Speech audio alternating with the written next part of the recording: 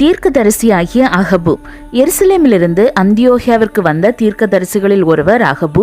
இவர் அப்போஸ்தல நடபடிகளில் 2 தீர்க்க தரிசனங்களை கூறினார். ஒன்று, உலகமெங்கும் ஏற்படும் கொடிய பஞ்சம். இந்த பஞ்சமானது கிலவுதி ராயனின் காலத்தில் ஏற்பட்டது. இவரது தீர்க்க தரிசன வார்த்தைகளால் சீஷர்கள் யூதேயாவிலிருந்து சகோதரருக்கு பணம் கொடுத்து உதவி செய்தனர்.